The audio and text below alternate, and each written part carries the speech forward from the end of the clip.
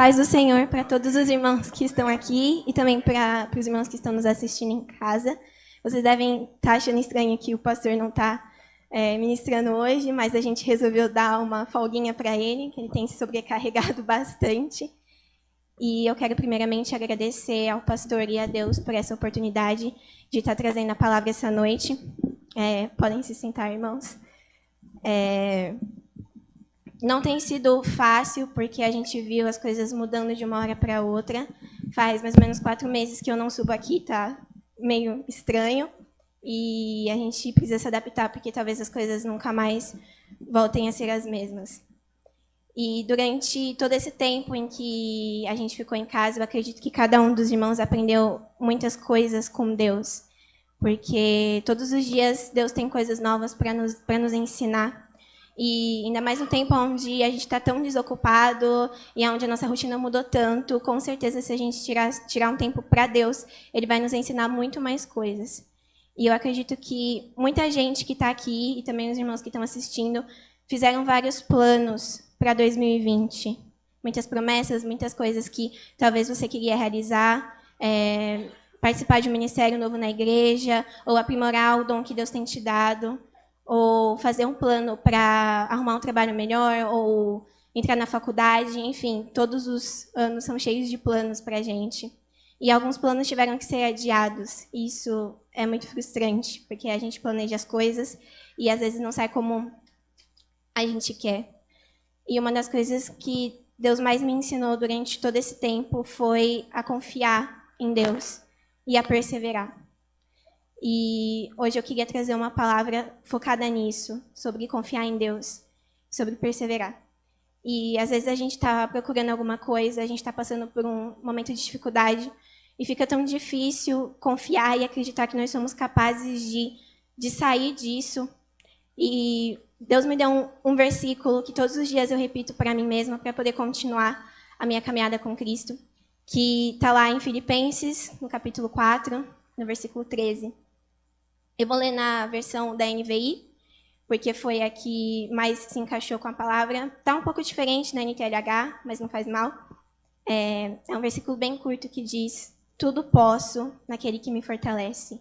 Em Cristo a gente pode absolutamente todas as coisas, se a gente acreditar e se a gente crer. Às vezes a gente não se sente capaz para conseguir, às vezes fica difícil vencer mais um dia, mas em Cristo a gente pode todas as coisas. E meditando nessa passagem, eu fiquei com a palavra perseverança na minha cabeça. O que é perseverar? O que é perseverança? Perseverança é confiar em Deus com paciência e a não desistir. Não desistir nunca, jamais. Não importa o obstáculo, não importa a dificuldade. Tem um versículo que eu achei que ilustra bastante isso, que está lá em Tiago, no capítulo 1, no versículo 2 e 4, que diz: meus irmãos, sintam-se felizes quando passarem por todo tipo de aflição, pois vocês sabem que, quando a sua fé vence essas provações, ela produz perseverança. Que essa perseverança seja perfeita, a fim de que vocês sejam maduros e corretos, não falhando em nada. O que faz com que a gente tenha perseverança é a nossa fé. Sem fé não tem como você confiar em Deus. E a fé vem a partir de ouvir a palavra. Quando a gente ouve a palavra, a gente começa a ter fé. E essa fé produz essa confiança enorme em Deus.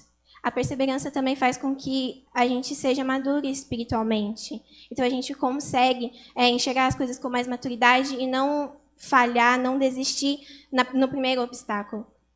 E pensando sobre isso, na Bíblia a gente conta vários personagens que confiaram em Deus, que acreditaram no poder de Deus, e com paciência, e que venceram, que conseguiram o que queriam e foram até o fim.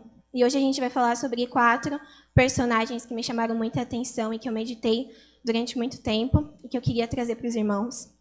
E a gente vai falar primeiro sobre Josué. Moisés era o grande líder do povo de Israel. Ele que guiou o povo até a terra prometida durante o deserto. Mas ele tinha um auxiliar, e o auxiliar dele se chamava Josué. Josué sempre foi um homem muito fiel a Deus, independente de ver o povo indo contra Deus, praticando idolatria, cometendo pecados. Ele sempre foi muito fiel ao Senhor. E o que mais me chama a atenção na história de Josué é que ele tinha 40 anos quando o povo de Israel saiu do Egito. E ele esperou mais 40 anos para conseguir que o propósito de Deus fosse feito na vida dele, para ele conseguir guiar o povo, suceder Moisés. E a paciência de Josué me chama muita atenção, porque ele não desistiu, mesmo esperando tanto tempo. Às vezes a gente é tão impaciente, e às vezes Deus tem um plano na nossa vida, um propósito, e nunca chega, e a gente fica, Senhor, eu acho que eu vou desistir, porque já passou tanto tempo, será que é isso mesmo? Josué esperou 40 anos para que o chamado na vida dele fosse completo. E às vezes a gente é tão impaciente com Deus. A segunda coisa que me chama a atenção na história de Josué é que todo o tempo que passou durante esses 40 anos, ele usou para aprender com Moisés. Cada passo que ele dava com Moisés era um novo aprendizado. Ele foi um verdadeiro discípulo de quem ele estava seguindo junto nessa caminhada. Às vezes a gente está no processo de conseguir a nossa bênção e a gente está tão preocupado em chegar no final que a gente não consegue tirar proveito do que está no caminho. Às vezes a gente fica, Senhor, quando que o Senhor vai me levar para as nações? Quando que o Senhor vai me dar um novo trabalho? Ao invés da gente aprender com o trabalho que a gente está agora, ou, por exemplo, quando o Senhor vai me colocar numa faculdade, ao invés da gente aprender aonde a gente está, a gente sempre quer mais. Então, se você está buscando alguma coisa da parte de Deus, se você está buscando ser usado por Deus, aproveite o máximo de tempo que você tiver para aprender. E tenha paciência, porque pode passar 15, pode passar 20 anos. Se o Senhor prometeu alguma coisa na sua vida, se o Senhor te chamou para fazer alguma coisa, o Senhor vai cumprir. Independente do tempo, pode demorar um tempão, mas Deus vai cumprir. O segundo personagem que eu gostaria de falar é Ana. Para mim, Ana foi um dos maiores exemplos de fé e de confiança. Eucana, o marido de Ana, tinha 2 esposas, Penina e Ana. A Penina tinha filhos, mas Ana não podia ter filhos, ela era estéril. E, por causa disso, Penina humilhava a Ana. Penina criticava a Ana, colocava a Ana lá embaixo por ela não ter filhos. E mesmo em meio a tantas críticas e tantas vezes ela foi tentada a desistir, ela nunca se calou sobre o que ela queria com Deus. Ana podia ter falado, Senhor, eu vou desistir mesmo, eu estou sendo humilhada, para que eu vou tentar? Mas não, ela persistiu, ela continuou pedindo, e chorando, e pedindo, mesmo sendo criticada e humilhada dentro da própria casa, ela continuou. E o primeiro ensinamento que a gente aprende com Ana é para a gente não desanimar perante as críticas, porque às vezes a gente tem um sonho e todo mundo diz que é impossível porque está longe da nossa realidade. Se você tem um sonho de viajar, mas você não tem dinheiro suficiente, ficam falando, mas você não tem dinheiro. Ou se você tem um sonho de cantar na igreja, ficam falando, mas você não sabe cantar. Ou se você tem um sonho de arrumar um trabalho melhor, mas você não tem bagagem o suficiente, você não tem capacidade. Sempre tentam fazer com que a gente desista. Mas Ana ensina para que a gente não desista perante as críticas. Porque se você tem um propósito, vai vir muita gente falar que talvez não seja aquilo. Mas não ouça a voz das pessoas, ouça a voz de Deus. Você não é o que as pessoas falam que você é o que Deus fala que você é. Então se agarre na sua identidade em Cristo, se agarre em quem Deus diz que você é.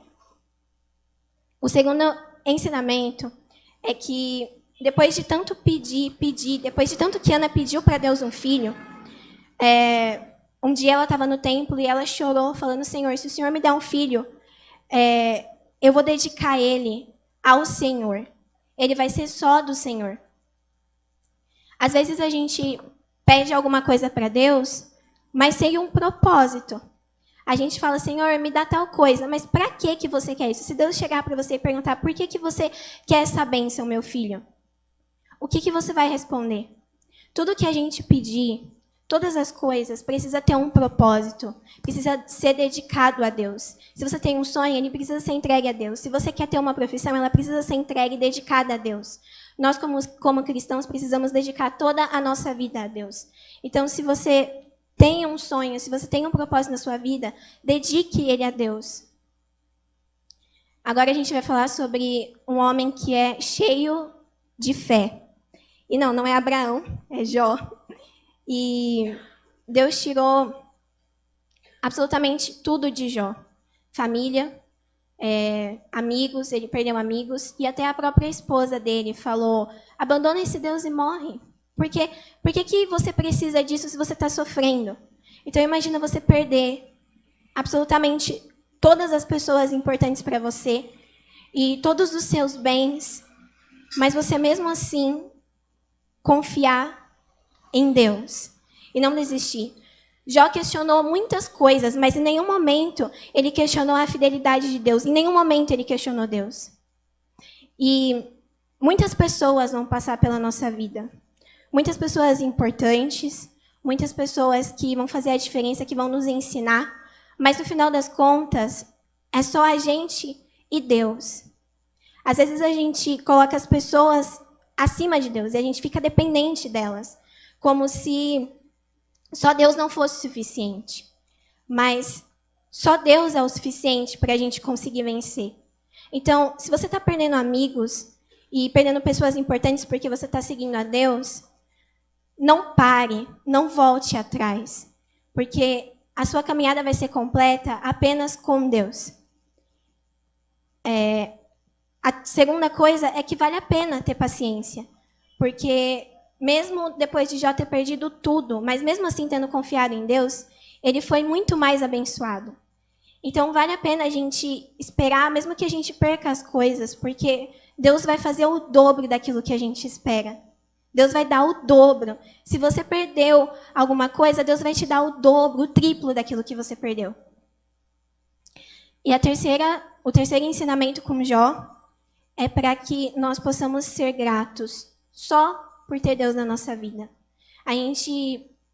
Às vezes, a gente não está sem dinheiro, às vezes a gente não tem muitos amigos, mas só o fato de Deus estar na nossa vida é motivo para a gente acordar e agradecer todos os dias.